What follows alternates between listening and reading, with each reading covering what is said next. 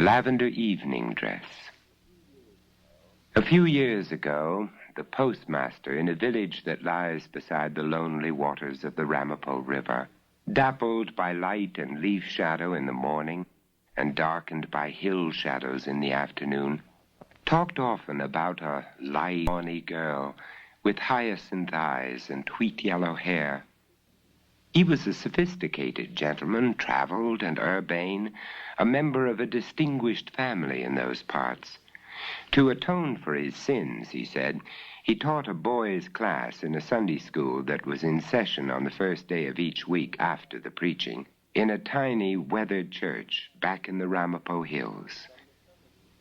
From the summits of those hills, on a clear day washed by recent rain, the slim gray towers on Manhattan Island seemed to advance into sight and hang like figures long ago worked into the tapestry on the old blue sky wall.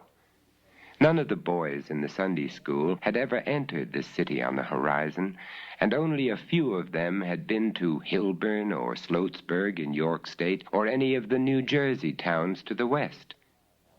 They were a shy lot, but wild as wood animals are wild, and they found the simple lessons in Christian ethics the postmaster was trying to teach difficult at best and impossible at those times when that girl was around. She went through his class, the postmaster said, like a slow pestilence. A boy would be gone for a month, sometimes 2 months, and then he would come back on a Sunday, glowering and sheepish, and one of his schoolmates would be absent for a while. The Sunday school teacher would sometimes see him and the girl picking wild blackberries on a hillside, or on a Saturday night, walking the road, shoes in hand, to a country dance. There was much talk about the girl among the hill folk gossips, and the postmaster, whose job gave him speaking acquaintance with most of these, gathered from what they said that she was gay and hot-tempered and amoral, feeling that the general admiration gave her the privilege of disobeying the somewhat eccentric conventions of her own community.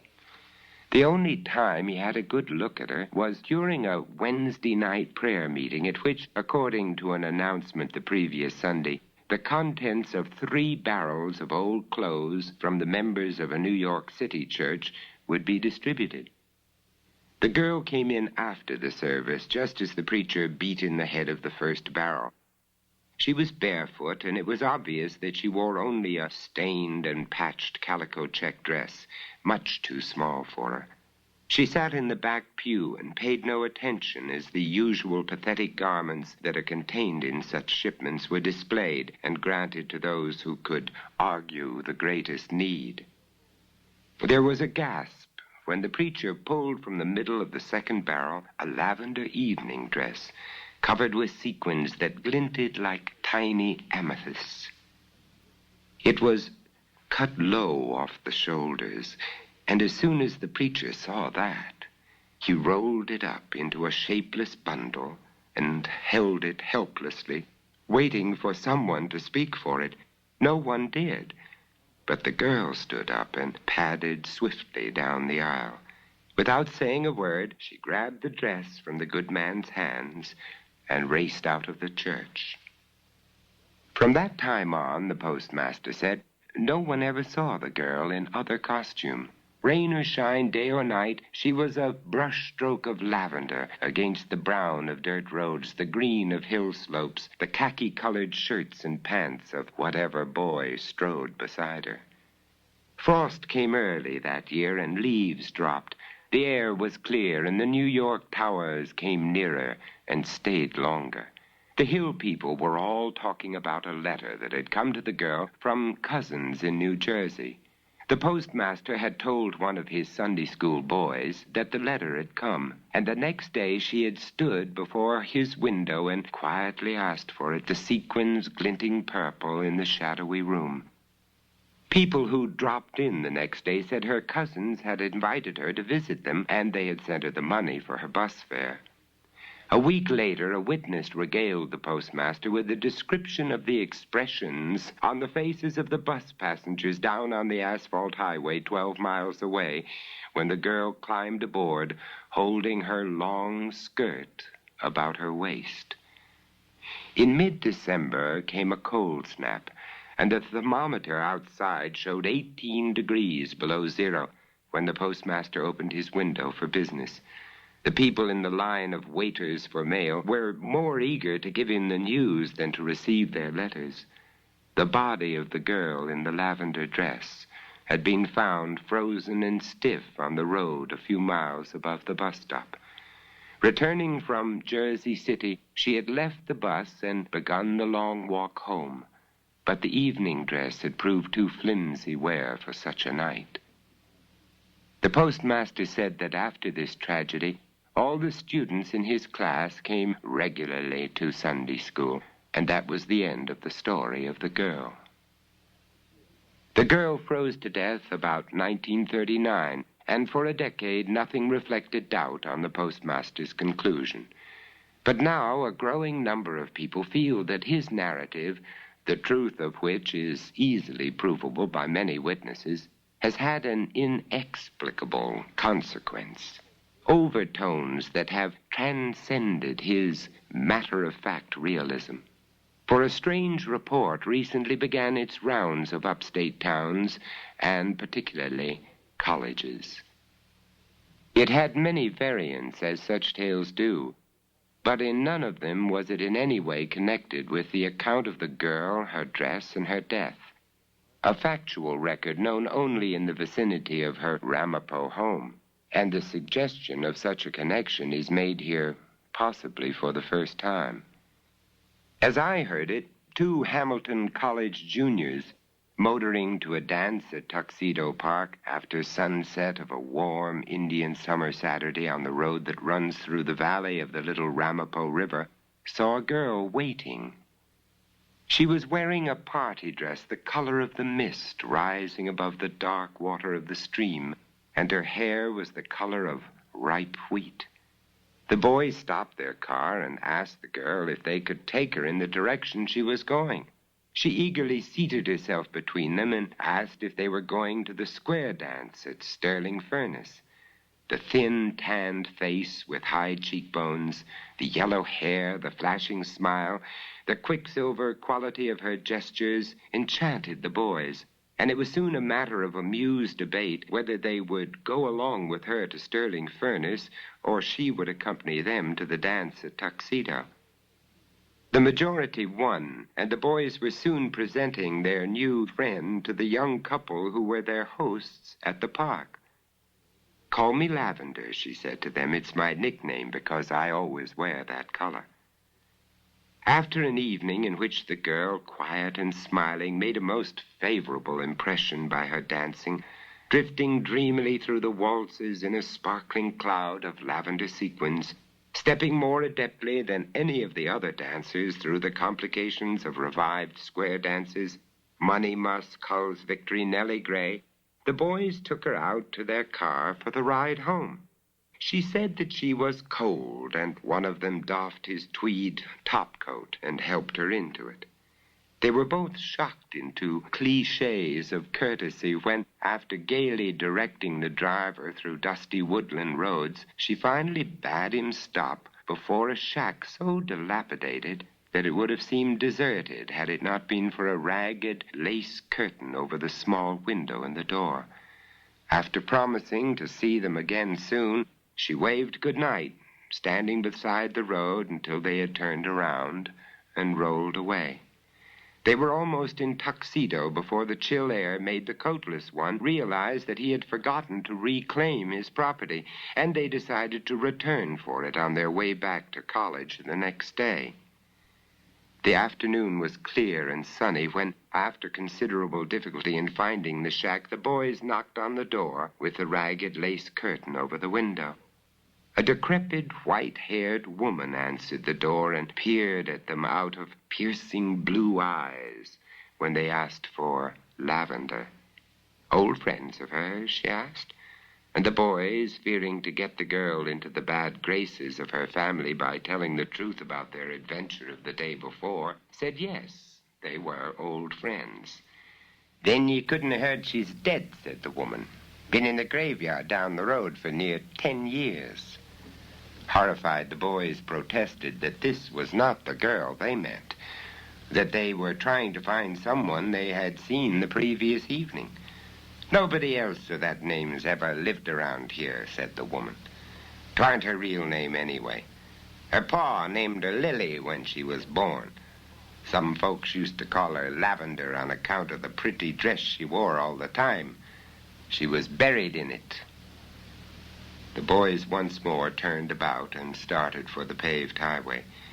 100 yards down the road, the driver jammed on the brakes. "There's the graveyard," he said, pointing to a few weathered stones standing in bright sunlight in an open field overgrown with weeds. "And just for the heck of it, I'm going over there." They found the stone, a little one marked Lily, and on the curving mound in front of it, neatly folded, the tweed topcoat. Bond of Reunion. 6 good companions vowed one end of summer night that they would sometime come back to Pascagoula. They had parted in many another September, knowing that in June they would be together again beside Mississippi's Gulf waters. Now they were possessed by the youthful mood of perhaps never again, as their driftwood fire lighted the weathered pillars of the house behind them and the line of shore ahead where dark ripples winked on the white sand. The 4 girls had been childhood neighbors and close friends in New Orleans. 2 of them would be graduating from college in the spring, and there would be no more long, sun-drenched vacations at the rambling seaside house of Jane's mother. The 2 boys were brothers, Bud and Jimmy, and they had grown up in Pascagoula, helping the widowed mother with her pecan orchards and running wild in the moss-hung woods and along the Gulf Coast bayous. "It won't take," said Jimmy, youngest of the party, "unless each one of us leaves something he likes behind him. Then we can be sure there'll be a time when we can all be back to tell each other all that's happened to us since we went away." "Oh, what do you like most of all?" said Bud, laughing, knowing what his brother's answer would be. "The sparrow," said Jimmy promptly, and all looked for the black outline of his catboat rocking at her mooring just offshore. "It's funny," said Elizabeth thoughtfully, "but I never think of the sparrow as belonging to anybody. She's more like one of us, the 7th one. We've sailed her over every inch of water in miles and miles. She's taken us swimming every summer day since we were infants. We all love her so much. Well, almost as much as Jimmy does. I reckon if we leave her here," said Jimmy, "each one of us will be leaving the one thing in Pascagoula he loves most. And she'll make sure we'll be back, all of us, whenever the time comes." The 5 who still live say their vow was all but forgotten 6 years later. They were scattered as they had known they would be, and the idea of reunion had become impracticable and remote. Elizabeth had married a Yankee and lived in faraway New York. Of the rest of the girls, 1 was a social worker in Virginia, 1 was a housewife in Baton Rouge, and Jane, whose mother now lived the year round in Pascagoula, was teaching in a New Orleans grammar school. Then a letter brought each one of them an almost unbearable sorrow. "Jimmy has been murdered," wrote Jane's mother. "He took a load of pecans into New Orleans and had to leave the truck in town for repairs.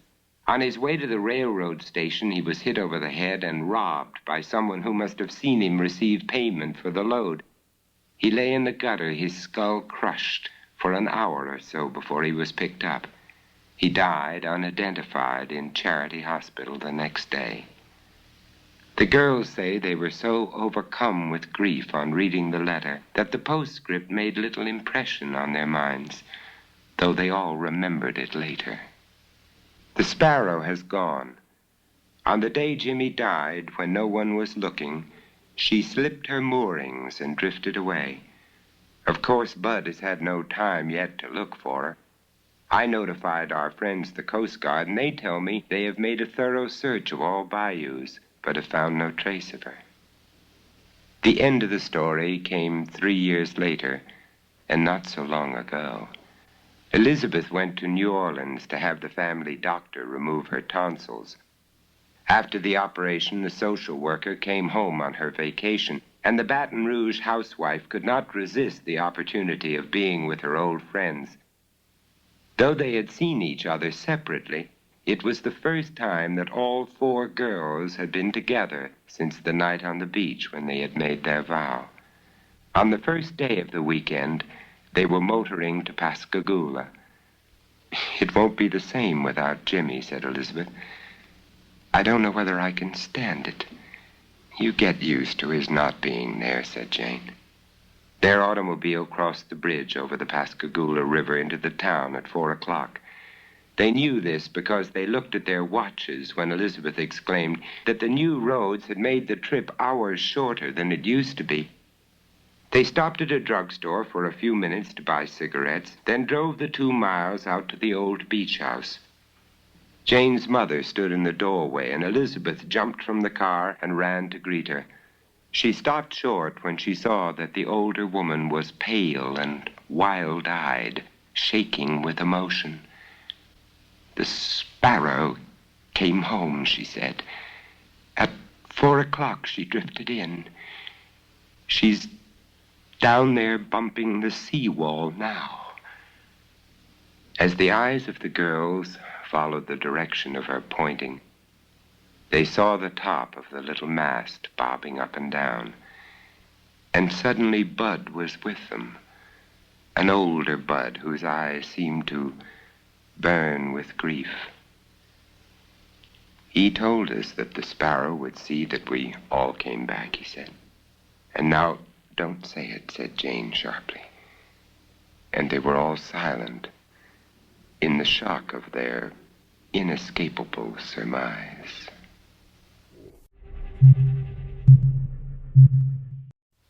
Harp Notes in the Mist. Years ago, I lived for a few months in the little town of Pass Christian at a tavern called the Inn by the Sea. On hot nights that summer, just as the sun seemed to be dropping into the waters to the west, my host would ask us to come aboard his red-sailed sloop, and we would skim the rippling surface of the Gulf of Mexico for a few hours before returning to our beds. Among those who sailed with us on those evenings were gentlemen who had been born in Pass Christian, and sometimes as the moon climbed the sky, they would tell us a legend of the old town. They said that when their great-grandfathers were young, the whole populace was awakened on a foggy night by a strange reddish glare far out on the Gulf. Voices called through the streets, urging the young men to launch their boats and go to the rescue of a ship burning on the horizon. Out into the misty darkness the boats sped, guided by the orange flames in the distance. As they neared their goal, the crews heard music drifting over the still black water. To their incredulous ears came the sound of harp notes and a melody that one of the elder rowers recognized as an ancient Portuguese love song. It seemed to come from the very heart of the flames. When the leading boat was so near that those in it could hear the crackle of the racing fire, there was a sudden explosion, and the ship went down, leaving only a few charred timbers floating on the water.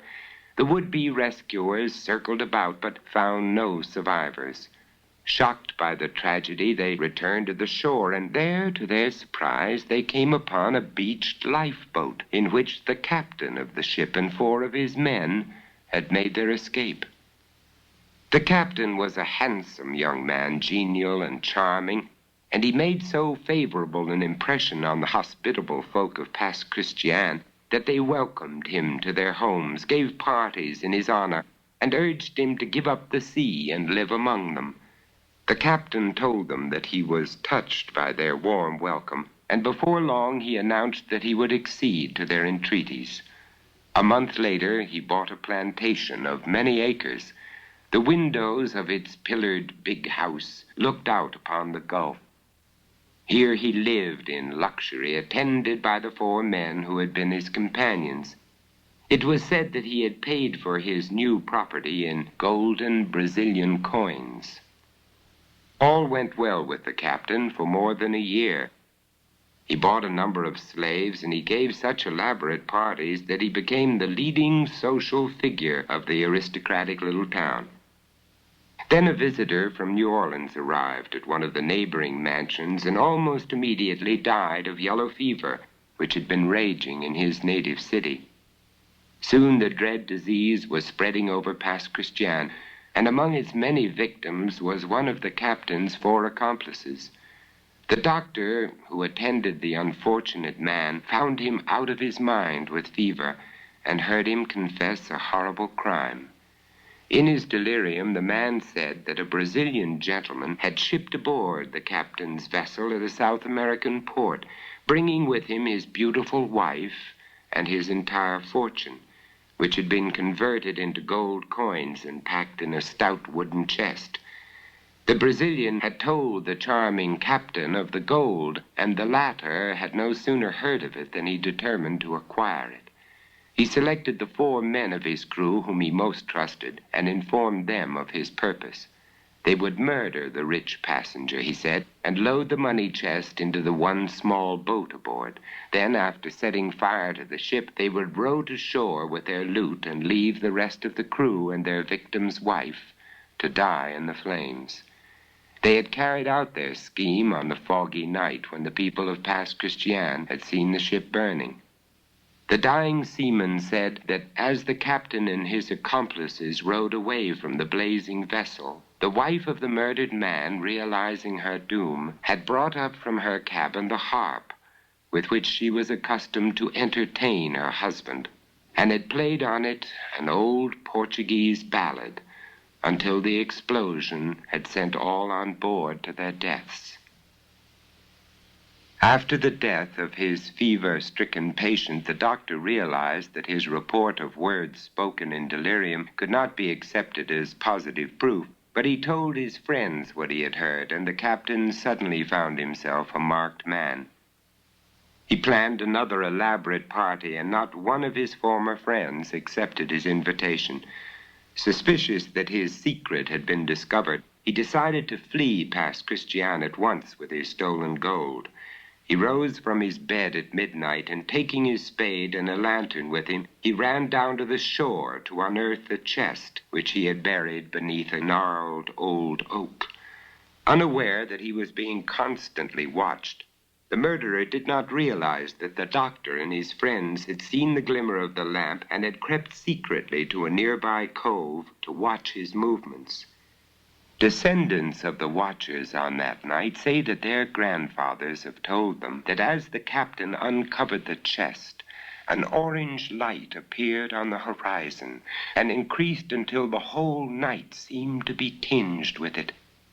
Then suddenly they heard the creak of oarlocks and saw a ghastly crew of skeletons rowing in perfect rhythm towards the shore. In the stern sat a beautiful dark-eyed woman playing a strange and lovely melody on a golden harp. Apparently the captain saw this vision too, for he stood up quickly and then fell upon the ground. When the watchers reached him, the boat and its occupants had vanished, and the captain lay dead, his hands clutched convulsively about golden coins. This is why, so people who have lived long at Pass Christian say, on foggy summer nights, those who look out to sea may sometimes behold a glare far out on the water, and hear harp notes drifting through the mist.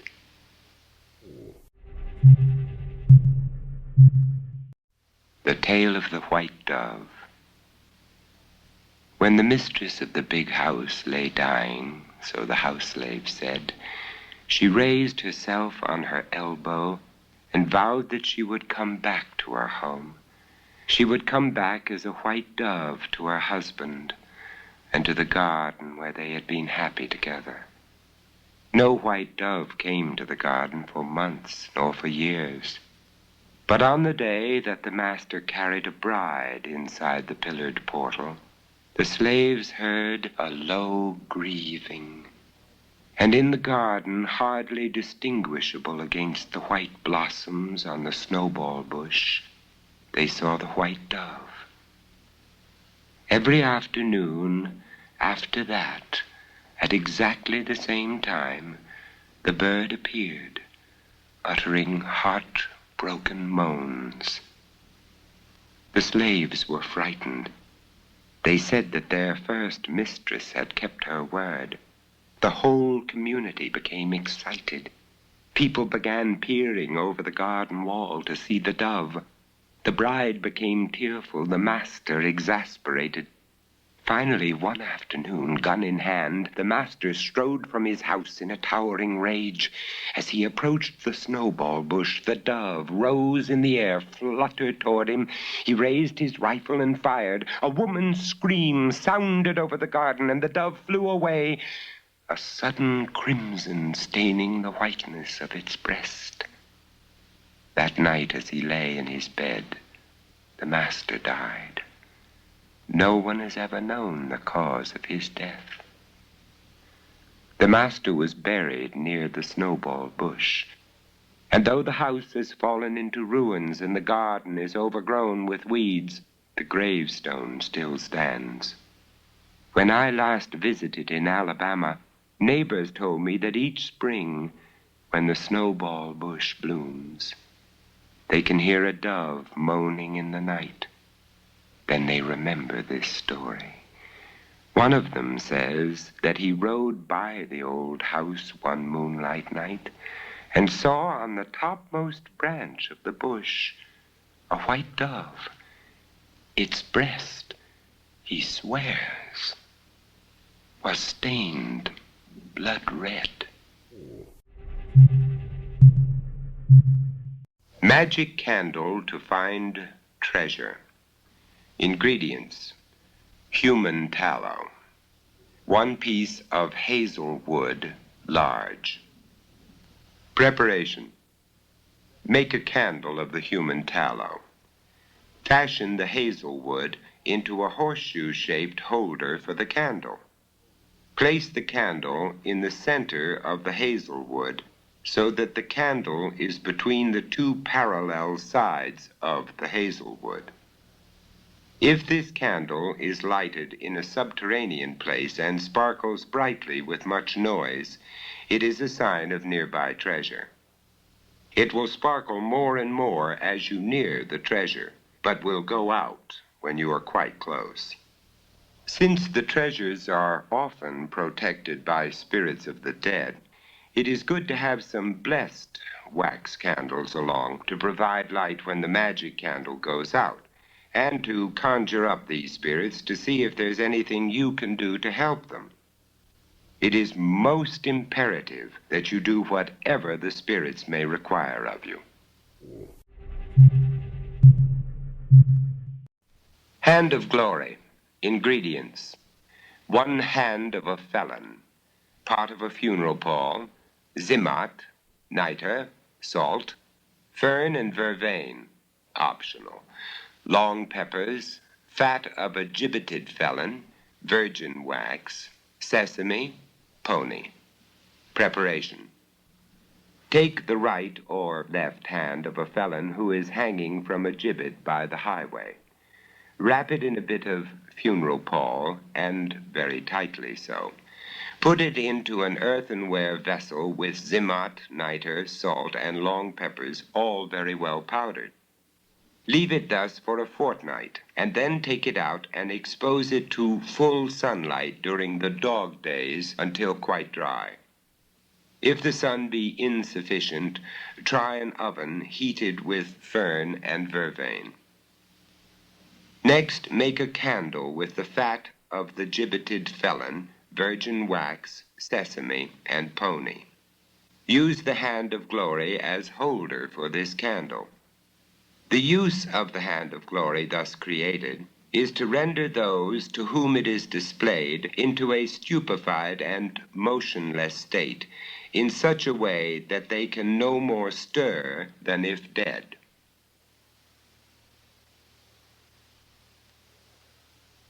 Protection against the hand of glory. Ingredients: gall of 1 black cat, fat of a white hen, blood of a screech owl. Preparation: compound the above during the dog days. Rub the threshold or other parts of the house where entry may be made with this unguent, and you will be safe.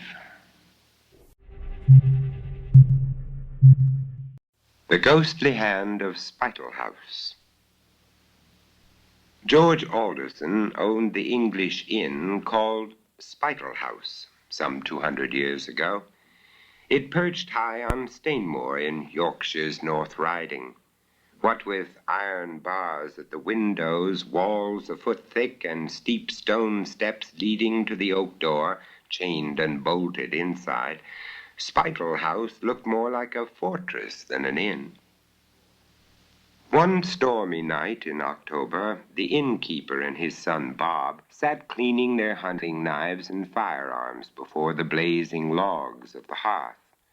"Up here on the moors, a man must be prepared for everything," remarked George Alderson, rubbing the shining blade of a knife on his sleeve.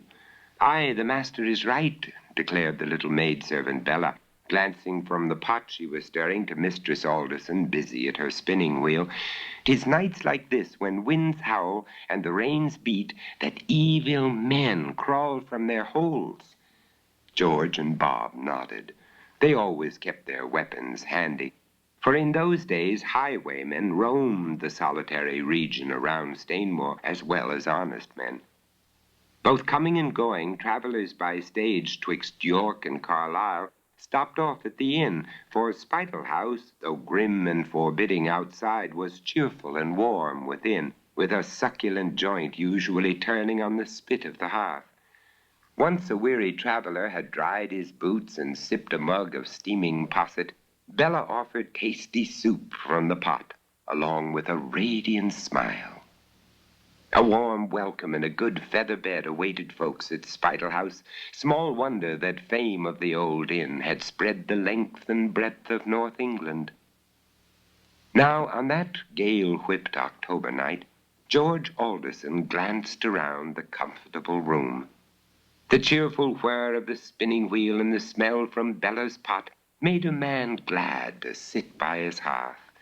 "We beat the storm by a good 2 hours," he remarked to his wife Margaret, "and lucky we are to be home from the fair. What with wind coming up and rain pelting down, it's good to sit here warm and snug with our horses bedded down for the night." "That it is," Bob agreed and grinned at his father. "And it's good, too, to have our handsome profits for the sale of our sheep bedded down in the cupboard tonight." Mistress Alderson lifted her comely head and smiled at her men. "And," Bob continued, "since this is the sort of night cutthroats and robbers take for plundering the moors, I'm thankful to have my blunderbuss cleaned, should there be need to use it." Bella vigorously stirred her pot. Bob was right. This was a night to be careful. She, a country girl, born and reared on Stainmoor, knew more about cutthroats and robbers than her masters from York. She recalled many a story of stagecoaches robbed, horses stolen, and passengers murdered. As she thought of the dreadful dark deeds, Bella fancied she heard a faint knock at the door. "Master, mistress," Bella cried, "I think someone's at the door. Shall I open and see?" "Aye, lass," the innkeeper said, "though it seems late for a traveller to be battling this gale." As Bella ran to the door, Margaret Alderson paused at her work. "Best leave the chain on, child," she said in a low voice, "until you see who's there." As Bella turned the great key in the lock and slid back the heavy bolt, a feeble voice whispered, "Hurry, hurry. In heaven's name, let me in, lest I die on your doorstep." At a nod from her mistress, Bella dropped the clanking chain from the slot and peered cautiously at their storm-whipped visitor. Before her drooped a gaunt figure leaning on a stick. The hood of the cloak the stranger clutched completely hid the features, save for two dark, piercing eyes. "Let me in," the feeble voice implored. "'Tis a wicked night for an old woman to wander the moors." Poor soul, Bella thought compassionately, supporting the stumbling stranger to the settle beside the hearth. It was addled she was from wandering around in the storm. A sip of brandy and a rest by the fire would do her a world of good. And yet, in spite of her concern for the bedraggled creature, the girl thought the body next hers was remarkably firm and the voice deep for an old woman. Their guest sank to the settle with a pitiful moan, while George Alderson added a log to the fire. But when Bob sprang forward to remove the black cloak, dripping puddles on the floor, the aged woman waved him away. "No, no," rasped the hoarse voice, muffled within the folds of the hood. "I want nothing but to sit here by the fire before I go on my way. Rest is all my old body needs." The poor soul was quite daft, Bella concluded. Only a witless person would forsake the chimney corner to wander abroad tonight. George Alderson, convinced that their guest wanted nothing but a nap in the warmth of the fire, drew Mistress Margaret aside. "It's late," he whispered. "We might as well get to bed. The old one's mad, if you ask me. I wager a gold sovereign she'll be right here come morning." As the Aldersons lighted their upstairs candles, Bella said, "I'd best keep an eye on the poor one. I'll sleep down here tonight and lock up afterwards if she decides to leave." Swishing at the ashes with her broom, Bella stole a quick glance at the motionless hooded figure. The old one was sleeping, the girl decided. It wasn't until Bella reached down for the bellows that her heart almost stopped beating. The toes of a man's heavy riding boots showed from under the hem of the long cloak the stranger clutched, even in sleep. This was no half-witted crone, but surely a robber disguised as an old woman. Bella knew that she must not make a false move, not with the Aldersons upstairs and herself alone with this fella. So she moved back and forth as usual, putting the room to rights. She set the milk to rise, then scoured the copper pot on the table. The figure on the settle moved restlessly. "When do you go to bed, girl?" the hoarse voice whispered. "Right away, ma'am," Bella answered, untying her apron. "Can I get you hot tea now that you've had your nap?" "Nay, nay," croaked the voice crossly. The hooded head turned away. "Then if you want nothing," the girl said, "I'll build up the fire and fix my bed. Nights like this, my room's cold, so I sleep on yonder bench where it's warm." The stranger grunted, but made no reply.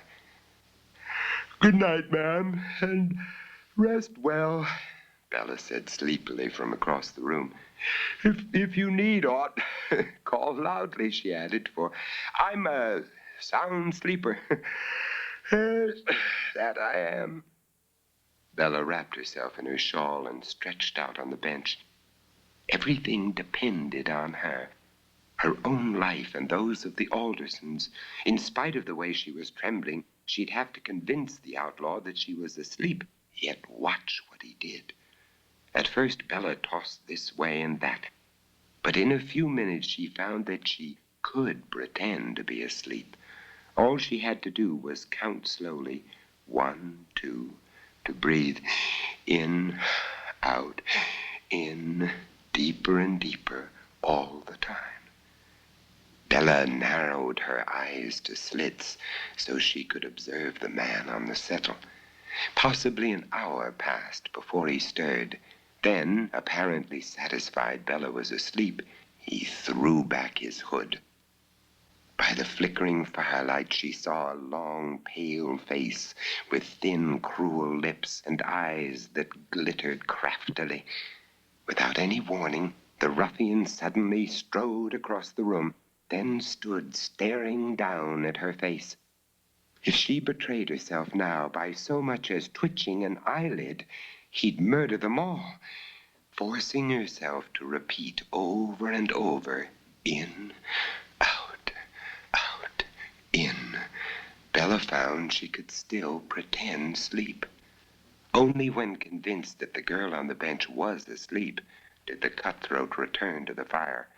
There, from the folds of his cloak, Bella saw him draw forth an object so fearsome she had to stifle a scream in her throat. Her flesh crept with horror, for the awful shrunken thing the outlaw took from his garment and set on the table not far from the copper pot was old and withered, brown as earth from a newly dug grave. It was the severed hand of a man long dead. If the scoundrel had seen Bella's face at that moment, he'd have killed her at once. But fortunately his back was toward her as he bent to light a candle by the fire. When he turned about, Bella managed to breathe more heavily than before. Glancing sharply at her face, the man thrust the candle into the half-open palm of the hand and began to chant what sounded like a magic spell. Lock those who sleep in slumber deep, and yet more deep, O withered hand, show us the spoil, direct your light to treasure bright, help our waiting robber band, lead us to spoil this stormy night.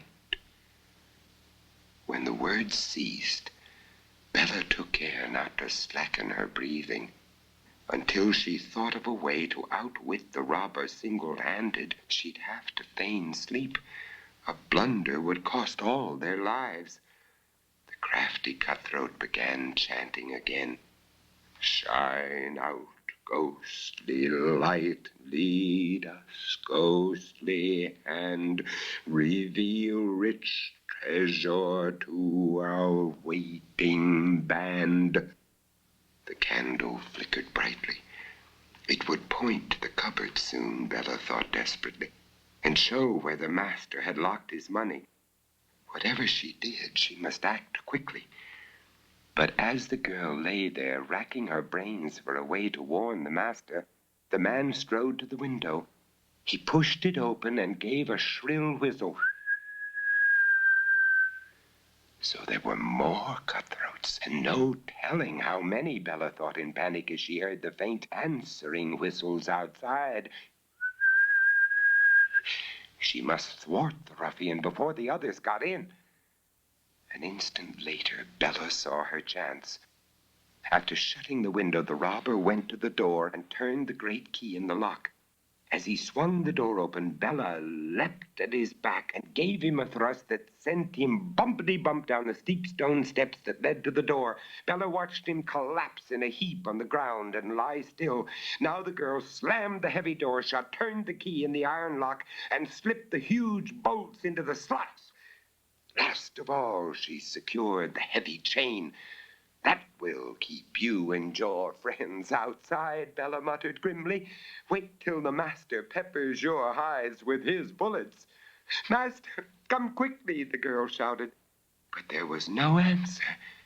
Perhaps they didn't hear me, Bella thought, and shouted again, loudly as she could. Come at once, master. Bob, robbers are here. Robbers, I say. Can you hear me? She cried even more lustily. They're gathering outside. I hear their yells. But the louder Bella called, the more ominous was the silence overhead. And as to the horrible hand on the table, when she forced herself to take a quick glance at that, the candle was burning brightly, and now the flame pointed directly at the lock on the cupboard door. Master Alderson, Master Bob, help, help, come, come! Bella shouted, though by now she knew something dreadful had happened. Snatching a candle, she flew up the stairs, but when she held the light over the bed of the innkeeper and his wife, she found them sound asleep. The girl shook them and called out loudly. She even shouted into their ears, but she couldn't rouse the sleeping couple. Oh, dear heaven, what is the matter? Bella sobbed desperately, for by now the robbers were beating at the door. Bella ran to Bob's room, but the youth was sound asleep. It was only after she had doused his face with cold water, dragged him from bed by the feet, and still he slept, that she remembered the robber's spell.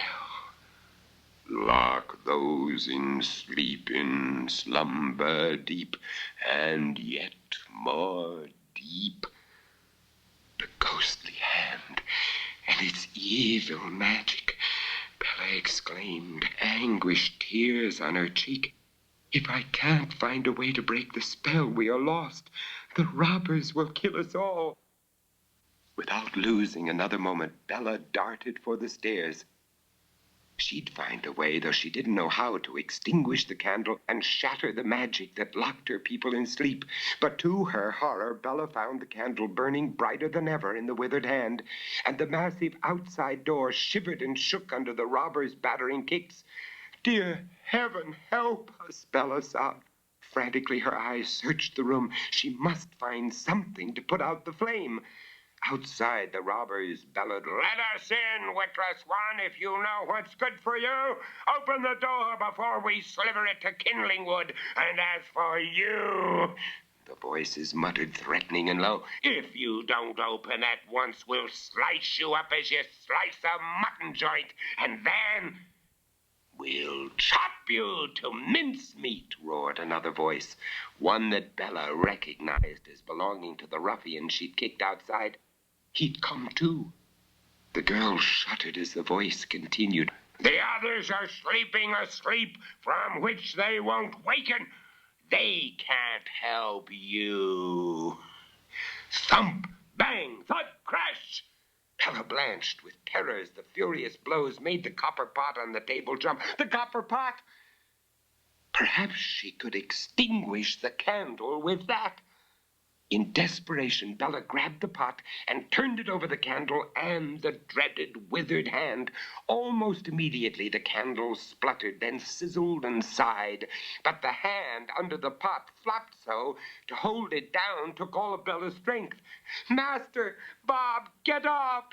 The robbers are here!" Bella shouted, but now there was no need to rouse the men, for almost before she'd opened her mouth, she heard running feet overhead. Then a window slammed, weapons rattled on the floor. Bella wept with relief. She'd broken the spell, but the hand still jumped and rattled under the kettle. "You down there!" Bella heard George Alderson thunder. Get gone! Get gone at once, before every man finds a hole in his skull!" Warning shots followed, then curses, threats. And in the midst of hammerings and poundings that frightened Bella half to death, there were screams and groans. As the ruckus raged on, she held down the pot, sick with fear lest the thing pop out. Only heaven knew what more power it had. She would take no chances in allowing it to get free. At the height of the battle, Bella heard the familiar voice shout, "We'll leave to the last man if you'll give us the ghostly hand." "And that's likely," Bella muttered, pressing down so her arms ached, for the hand under the pot gave a sudden wild flop. But the girl grinned when she heard Bob bawl, "This is what I'll give you." Then followed a blast of bullets and screams of pain. In the ensuing silence, limping footsteps dragged away. Now George Alderson shouted from overhead, "Bella! Bella, are you all right?" He leapt downstairs with Bob at his heels. "Child, where are you?" He kept calling. "Are you safe?" "Never better, Master," Bella called back, though she still shook all over.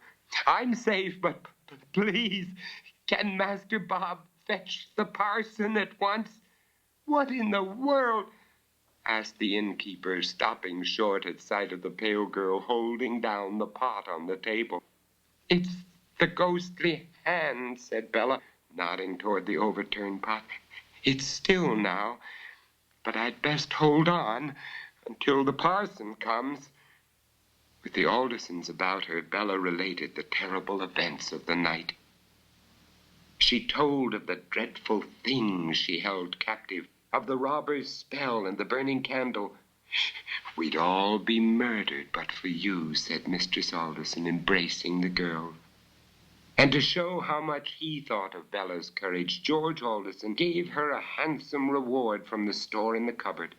It's your part of the treasure you saved for us, he said warmly. When the parson came and learned what Bella had done, he called her the bravest lass on the moors. Folks hereabouts won't forget your loyalty and courage, he said. After he'd carried away the ghostly hand, he committed the wretched thing to God's care, with prayers of remembrance for the man to whom it belonged. And once the parson laid the severed member to rest in holy ground, people say, no one saw the ghostly hand again. To this day, Spidal House stands high on Stainmore. On cold nights in October, winds still tear at the ancient tiles on the roof. Rain rattles the window panes. Yet since Bella routed the highwaymen close to 200 years ago, there's never been a robber bold enough to steal treasure from the cupboard of the old hostelry.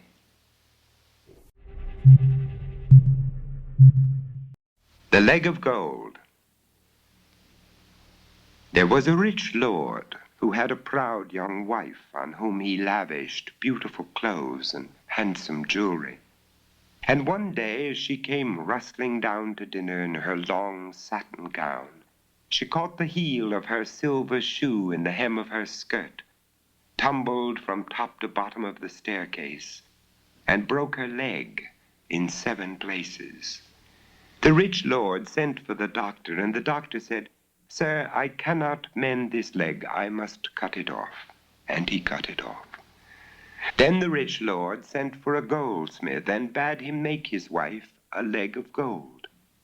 And the goldsmith made it so beautifully and fitted it on so cunningly that it served the lady just as well as a leg of flesh and blood. And she went walking around in her beautiful clothes and dancing and hopping and skipping about as merrily as she had ever done. So she and her husband lived for 7 more years without a care. And then one day, as she came running downstairs, all eager to show her husband how elegant she looked in the costly new gown he had just bought for her, what did she do but catch the high heel of her golden slipper in the hem of her long skirt, and tumbled from top to bottom of the stairs again, and this time she broke her neck and died. The Lord had her buried, gold leg and all, in a handsome grave, and put his whole household into expensive mourning. In particular, he dressed up his valet in black satin, and the valet preened himself before the glass and thought, "How handsome I am," for he was a very conceited young fellow. And then the valet had another thought. "My lady is dead. She has no more use for her gold leg, so why shouldn't I have it? Am I to remain a servant all my days, I with my handsome looks and my fine manners? No, indeed. I will dig up that gold leg, melt it down, and sell the gold. Then I shall be possessed of a pretty little fortune, and can set up as a gentleman." So that night off he went to the churchyard, dug up the lady, wrenched off the gold leg, reburied the lady, carried the gold leg home, hid it in his wardrobe, and got into bed, well pleased with himself. But all that night a voice was calling from the churchyard, "Gold, gold, give me my leg of gold."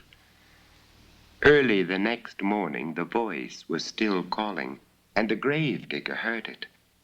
So he hurried to the Lord and said, "Sir, your wife will not lie quiet in her grave. She keeps calling and calling. Send someone to find out what she wants." The Lord ran to his wife's grave and said, "Dear wife, tell me what you want." And the voice came up from the grave, calling out, "Gold, gold, give me my leg of gold."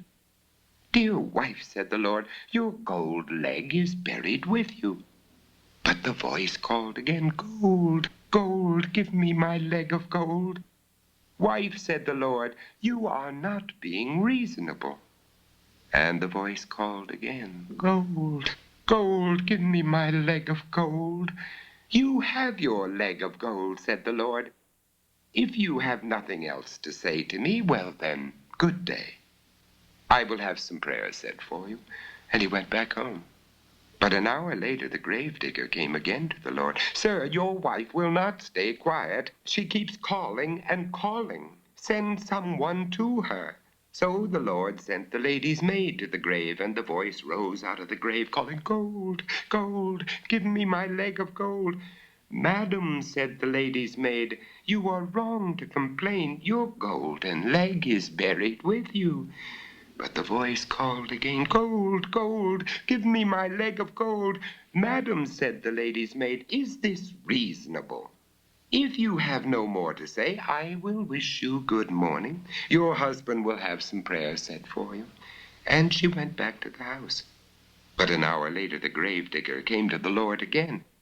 "Sir, your wife will not stay quiet. She is calling louder than ever. Send someone to her, I pray you." And the Lord said to his valet, "Go you to the grave and see if you can quiet her." The valet began to tremble. "Master, I dare not go." "Do as you are told. Go, you coward." "Master, I dare not." Go, or I will shoot you." So the valet went, shivering and shaking. And as he went, he heard the voice from the churchyard calling out louder and louder, "Gold, gold, give me my leg of gold." So he came to the side of the grave, and his legs bowed under him. "Madam," he whimpered, "what do you want?" "It is you that I want," screamed the voice. And the lady came up from the grave, took hold of the valet, dragged him under the ground, and ate him up.